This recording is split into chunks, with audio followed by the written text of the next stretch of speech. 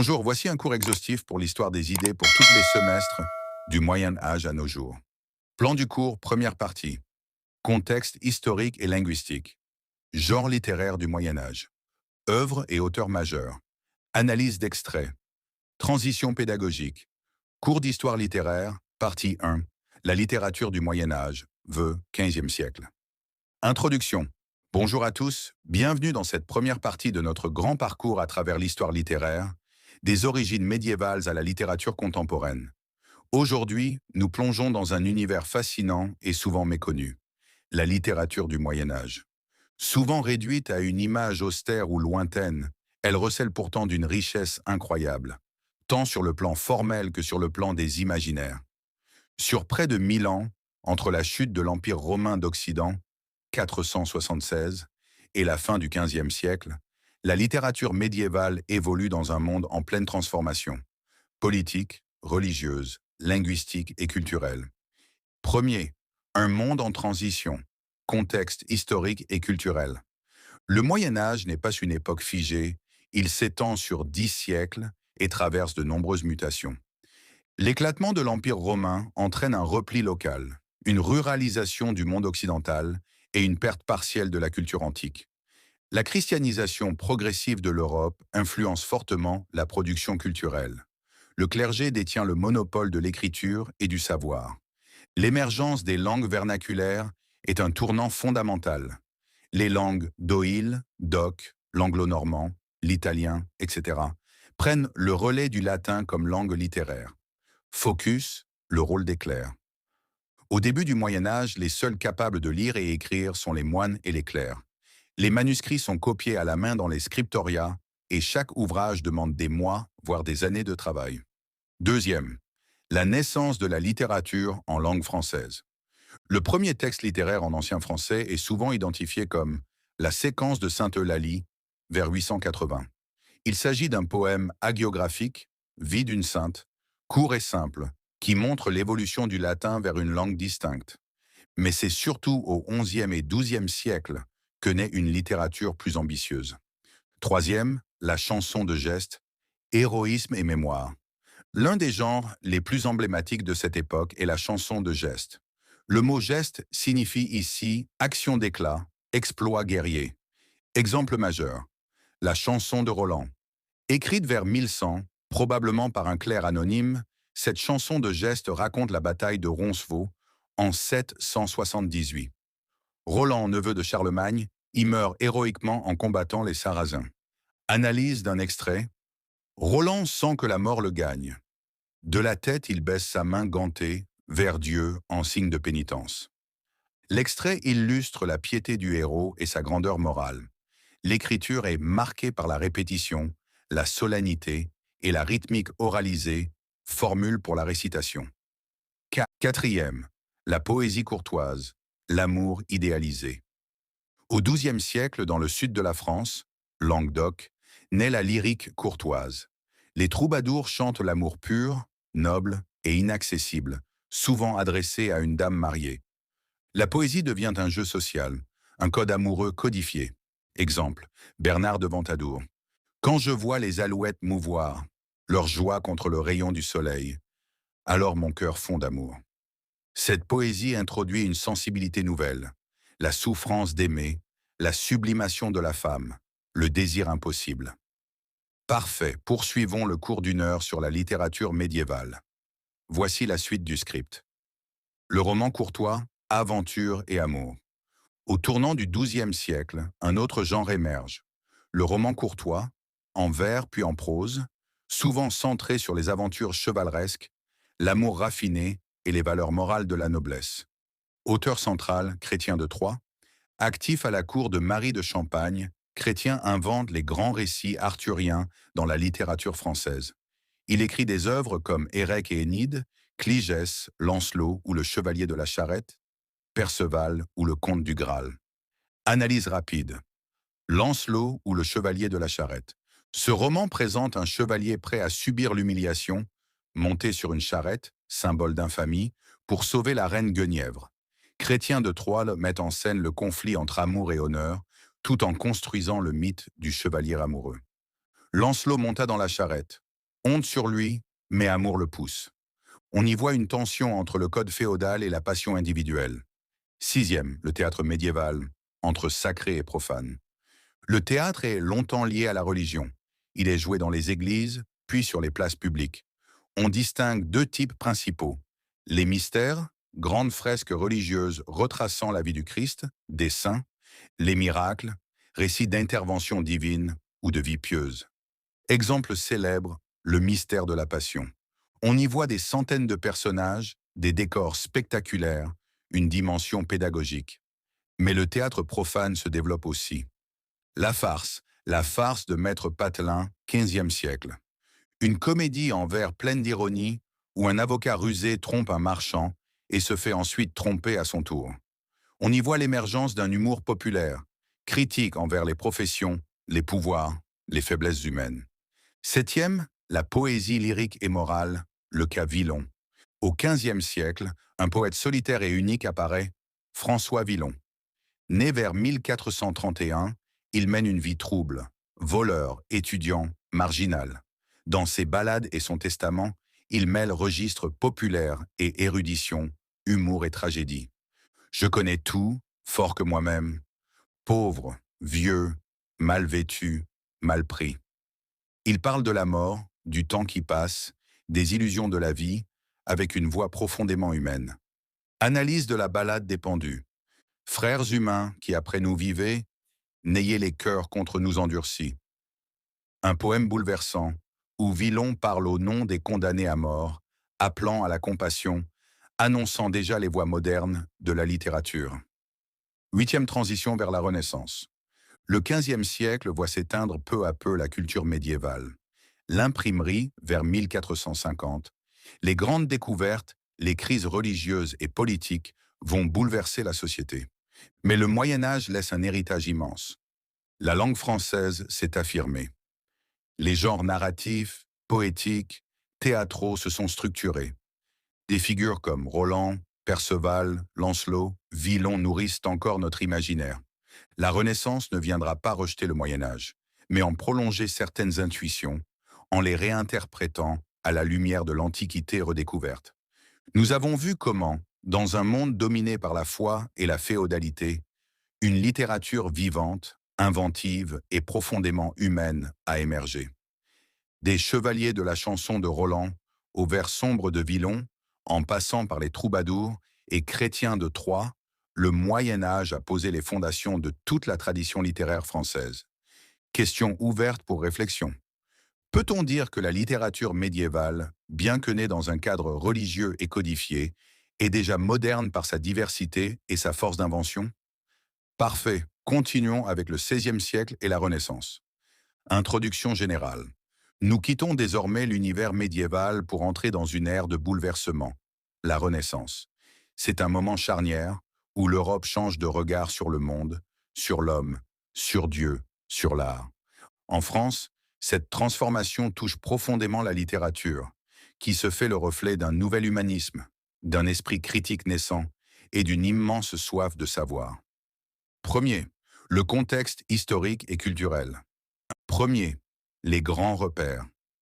1453, chute de Constantinople, afflux de manuscrits grecs en Occident.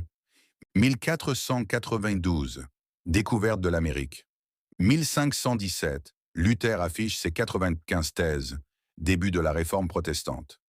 1539, ordonnance de Villers-Cotterêts, le français devient langue officielle. Deuxième, l'invention de l'imprimerie Gutenberg vers 1450. Elle révolutionne la diffusion des textes. Les auteurs sont plus lus, commentés, critiqués. Troisième, l'humanisme. C'est un mouvement intellectuel majeur qui place l'homme au centre, valorise les langues anciennes et veut redécouvrir la sagesse antique. Des figures comme Erasme, Thomas More, Budet redéfinissent l'éducation et la pensée. Deuxième, les débuts de la Renaissance littéraire en France. Clément Marot, 1496-1544. Poète de transition entre Moyen-Âge et Renaissance. Il modernise les formes anciennes, ballades, rondeaux, avec un style plus personnel et élégant. Je suis français, dont ce me doit suffire, et mon destin est d'ainsi me conduire. Son œuvre illustre la naissance d'un jeu poétique plus intime, une sensibilité nouvelle. Troisième, la Pléiade, renouveler la langue et la poésie. Le Manifeste, défense et illustration de la langue française, 1549, Joachim du Bellay. Il s'agit de faire du français une langue aussi noble que le latin ou le grec, par l'enrichissement du vocabulaire, des formes et des thèmes. Il faut enrichir la langue, la polir, l'honorer. Les grands poètes, Joachim du Bellay, les regrets, les antiquités de Rome. France, mère des arts, des armes et des lois. Il mêle patriotisme, mélancolie de l'exil et réflexion sur le temps. Pierre de Ronsard, chef de file de la Pléiade. Poète de l'amour, de la nature, du pouvoir royal. Il renouvelle la poésie amoureuse dans les amours de Cassandre. Marie, puis Hélène. Cueillez dès aujourd'hui les roses de la vie, ode à Cassandre. Une invitation à vivre pleinement, car la beauté est éphémère. Carpe diem. Quatrième. Les formes et les thèmes poétiques du XVIe siècle. Le sonnet devient la forme reine, inspirée de Pétrarque. L'éloge de la nature, la célébration du corps féminin. La méditation sur le temps, la mort, la mémoire. La réflexion politique et morale, notamment chez Agrippa d'Aubigné en fin de siècle. V. La prose humaniste et critique. François Rabelais, vers 1494, 1553. Moine, médecin, érudit, il crée un univers burlesque, érudit et critique dans Gargantua et Pantagruel. Science sans conscience n'est que ruine de l'âme. Il mêle comique grossier et sagesse humaniste. Ses œuvres sont foisonnantes, inventives, traversées d'utopies éducatives, de critiques religieuses et politiques. Michel de Montaigne, 1533-1592. Écrivain philosophe, inventeur de l'essai comme genre littéraire. Dans les essais, il explore l'homme, la société, ses pensées, ses doutes. Que sais-je? Je suis moi-même la matière de mon livre. Montaigne développe une pensée sceptique, tolérante, tournée vers l'introspection. Sixième, les tensions religieuses, la littérature engagée. Le XVIe siècle est marqué par les guerres de religion, 1562 à 1598. Certains écrivains prennent clairement position. Agrippa d'Aubigné, Les Tragiques, une épopée violente et engagée, dénonçant les massacres, les hypocrisies, appelant à la justice divine. Au siècle barbare, au siècle misérable, la littérature devient ici outil de combat idéologique, dénonçant les injustices. Septième conclusion de la partie 2. Le XVIe siècle marque une réinvention de la littérature. La langue française se structure et s'enrichit, les formes poétiques se diversifient, la pensée s'ouvre à la critique, à l'individu, à l'universel. Entre la fantaisie de Rabelais, la lucidité de Montaigne, la musique de Ronsard ou les cris d'Aubigné, la Renaissance française pose les bases d'une littérature moderne, cultivée, libre et humaine. Parfait. Passons maintenant au XVIIe siècle, une période marquée par la grandeur classique, les tensions religieuses, la naissance du théâtre moderne et une intense réflexion morale. Voici le script conçu pour tenir environ 1 heure d'exposé oral. Cours d'histoire littéraire, partie 3, le XVIIe siècle. Classicisme, baroque, théâtre et morale. Introduction générale. Le XVIIe siècle est un siècle de contrastes et d'exigences. Il oscille entre tensions religieuses, fin des guerres de religion, affirmation de l'autorité monarchique, Louis XIV, et volonté d'ordre et de clarté dans les arts et les idées. Deux grands mouvements littéraires s'y côtoient, le baroque, foisonnant, instable, illusionniste, et le classicisme, équilibre, rigueur, imitation des anciens. C'est aussi l'âge d'or du théâtre français et de la littérature morale, à travers des auteurs comme Corneille, Racine, Molière, La Fontaine, La Rochefoucauld, Pascal. Le contexte historique et culturel 1598. Édit de Nantes, tolérance religieuse fragile 1610, assassinat d'Henri IV 1643, Louis XIV devient roi, absolutisme, centralisation, 1685, révocation de l'édit de Nantes, fondation de l'Académie française, 1635, Mission, fixer la langue. Idéal classique, l'ordre, la raison, la mesure, l'universalité. Modèle antique, Aristote, Sénèque, Horace. Deuxième, le baroque, début du siècle. Caractéristiques, mouvance, instabilité, illusion. Goût du contraste, de l'excès, du spectaculaire. Thème, fuite du temps, mort, métamorphose. Exemple, L'Astrée d'Honoré d'Urfé, 1107-1127. Un roman fleuve pastoral mêlant intrigues amoureuses, réflexion morale, discours philosophique. Poésie baroque, Théophile de Viau, Saint-Amand. Je suis né 1000 ans trop tard, dans un siècle grossier. Théophile de Viau.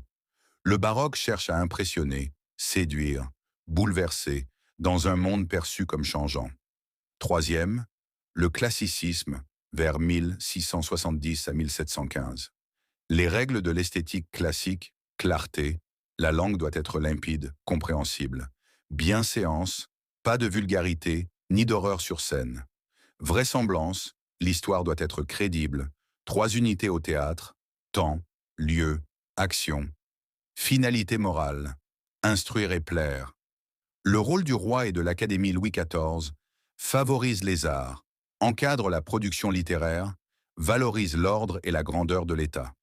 Quatrième, le théâtre classique, Corneille, Racine, Molière, Pierre Corneille, 1606-1684, le Cid, Horace, Cinna. Théâtre de l'honneur, du dilemme moral, de l'héroïsme. Rodrigue, as-tu du cœur? Le Cid, conflit entre passion et devoir. Jean Racine, 1639-1699, Phèdre, Andromaque, Bérénice. Théâtre de la passion tragique, de la psychologie fine, de la fatalité. Je le vis, je rougis, je pâlis à sa vue. Phèdre, l'amour comme malheur inévitable. Molière, 1622-1673. Tartuffe, Dom Juan, le misanthrope comédies sociales et morales. Dénonciation de l'hypocrisie, du pouvoir des faux dévots, de la bêtise. Couvrez ce sein que je ne saurais voir. Tartuffe, ironie mordante contre la fausse vertu, V. Les moralistes, portrait de l'homme imparfait. Les moralistes analysent les passions humaines, les travers sociaux avec lucidité. La Rochefoucauld, Maxime. Nous avons tous assez de force pour supporter les maux d'autrui. Critique de l'égoïsme et de l'orgueil. La Bruyère, les caractères. Portrait satirique, universel, parfois cruel, des hommes de son temps. Tout est dit et l'on vient trop tard. Le monde ne change pas, Les fabulistes, enseignés par le récit Jean de La Fontaine, Fable, 1668-1694, utilisent les animaux pour parler des hommes. Récit bref, amusant, mais à portée philosophique et politique. La raison du plus fort est toujours la meilleure. Le loup et l'agneau. Critique du pouvoir arbitraire. Rien ne sert de courir, il faut partir à point. Le lièvre et la tortue. 7. La littérature religieuse et philosophique Blaise Pascal. Les pensées. Un chef-d'œuvre inachevé qui mêle foi chrétienne et doute. Le cœur a ses raisons que la raison ne connaît point. Pascal évoque la misère de l'homme sans Dieu, mais aussi sa grandeur. Conclusion de l'heure 3. Le XVIIe siècle est celui de la discipline littéraire, de l'exigence formelle, de la grandeur morale. Il nous a laissé un héritage durable dans le théâtre, la langue, la pensée. Le théâtre devient le miroir de l'âme, la fable enseigne, le moraliste démasque, le poète sublime. Question pour réfléchir. La littérature du grand siècle nous pousse-t-elle à rechercher un idéal de perfection ou à accepter notre imperfection avec lucidité? Parfait. Voici l'heure 4 du cours, consacrée au XVIIIe siècle, siècle des Lumières, de la critique sociale et politique, de l'essor du roman et des grands combats intellectuels. Le XVIIIe siècle, les Lumières, la pensée critique et l'éveil des consciences. Introduction générale. Le XVIIIe siècle est le siècle de la raison, du progrès, de la liberté de penser. Les écrivains philosophes se lèvent contre l'injustice, l'ignorance, la superstition et défendent la tolérance, la science, la démocratie. C'est l'âge d'or de la pensée critique, de l'ironie, mais aussi du roman d'analyse, du théâtre bourgeois et du projet titanesque de l'encyclopédie. Le contexte historique et idéologique, monarchie absolue, société d'ordre, inégalité criante, montée de la bourgeoisie, essor des sciences et des techniques, contestation du pouvoir royal et religieux, influence des sciences, des voyages, des découvertes, les Lumières, mouvement intellectuel européen fondé sur la raison contre la superstition, l'esprit critique contre le dogme, la tolérance contre le fanatisme, la liberté contre l'absolutisme 2. L'encyclopédie, un symbole des Lumières. Denis Diderot et d'Alembert Dijan. L'encyclopédie, 1751 à 1772. Vaste projet visant à rassembler toutes les connaissances humaines et à diffuser les idées des Lumières. Le but est de changer la façon commune de penser. 28 volumes, plus de 70 000 articles, de nombreux collaborateurs, Voltaire, Rousseau, Montesquieu, etc. L'encyclopédie valorise le progrès, la science, et critique la monarchie, l'Église, l'injustice. Troisième, les grandes figures des Lumières Voltaire, 1694 à 1778. Philosophe de la tolérance et de l'ironie, Candide, traité sur la tolérance, dictionnaire philosophique, écraser l'infâme. Il vise l'intolérance religieuse, la censure, l'absolutisme. Analyse rapide, Candide ou l'optimisme, 1759. Un conte philosophique où Candide découvre, à travers les pires catastrophes, massacres, esclavage, tremblements de terre, que le monde n'est pas le meilleur des mondes possibles. Il faut cultiver notre jardin, métaphore du travail, de la lucidité, du refus des illusions. Montesquieu, 1689 à 1755. L'esprit des lois, dans De l'esprit des lois, 1748, il analyse les régimes politiques et défend la séparation des pouvoirs, fondement de la démocratie moderne. Pour qu'on ne puisse abuser du pouvoir, il faut que, par la disposition des choses, le pouvoir arrête le pouvoir. Une pensée fondatrice pour les révolutions à venir. Jean-Jacques Rousseau, 1778. La sensibilité et la liberté. Auteur de Du contrat social, Émile, Les Confessions. L'homme est le né libre, et partout il est dans les fers. Contrat social, critique de la société qui corrompt l'homme naturel. Il est aussi le premier à livrer une autobiographie sincère, Les Confessions. Je veux montrer un homme dans toute la vérité de la nature. 4. La littérature engagée, la dénonciation de l'injustice, critique de l'esclavage, des privilèges, de la guerre. Exemple, supplément au voyage de Bougainville, Diderot, remet en cause l'ethnocentrisme européen et la colonisation. Critique de la condition des femmes. Exemple, Déclaration des droits de la femme, Olympe de Gouges, 1791, revendique l'égalité politique et sociale.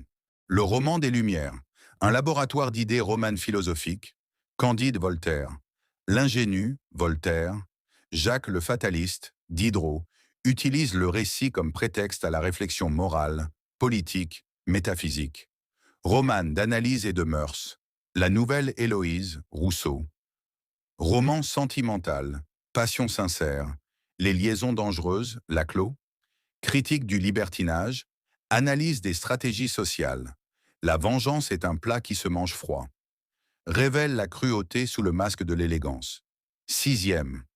Le théâtre au XVIIIe siècle, vers le réalisme bourgeois, Beaumarchais, Le mariage de Figaro, 1784, comédie brillante et subversive. Figaro, un valet rusé, défie l'aristocratie. Qu'avez-vous fait pour tant de bien? Vous vous êtes donné la peine de naître et rien de plus. Une dénonciation féroce des privilèges, pièce pré-révolutionnaire. Septième. Vers la Révolution. Quand la littérature devient politique, les Lumières préparent les esprits à contester l'ordre établi. La Révolution française, 1789, en sera une conséquence indirecte. La littérature ne se contente plus de divertir. Elle éclaire, bouscule, transforme. Conclusion de le partie 4. Le XVIIIe siècle est le siècle de la lumière contre l'ombre, de la raison contre le fanatisme, de la liberté contre l'oppression. Les écrivains deviennent des penseurs, des militants, des pédagogues. Leurs combats résonnent encore aujourd'hui. Éducation, égalité, liberté, justice. Question pour réfléchir. Peut-on dire que la littérature du XVIIIe siècle a inventé la figure de l'écrivain citoyen? La littérature française du XIXe au XXIe siècle. Introduction. Une littérature en transformation. La littérature française du XIXe au XXIe siècle traverse de profondes mutations. Elle laisse le miroir des bouleversements politiques, sociaux, scientifiques et artistiques. De l'élan romantique à la déconstruction du récit classique, des luttes sociales aux interrogations identitaires contemporaines, la littérature explore sans cesse de nouveaux territoires. Premier, le XIXe siècle, entre exaltation, réalisme et critique sociale. 1. Le romantisme, vers 1820-1850. Contexte, réaction contre le classicisme et les Lumières. On privilégie l'émotion, le moi, la liberté artistique, la nature et le rêve. Thème, l'amour passionnel, la solitude du génie, la nature, le mal du siècle. Auteur majeur, Victor Hugo, Les Misérables, Hernani, Les Contemplations. Alphonse de Lamartine, Méditation poétique. Alfred de Musset, Confession d'un enfant du siècle. Gérard de Nerval, Les Chimères.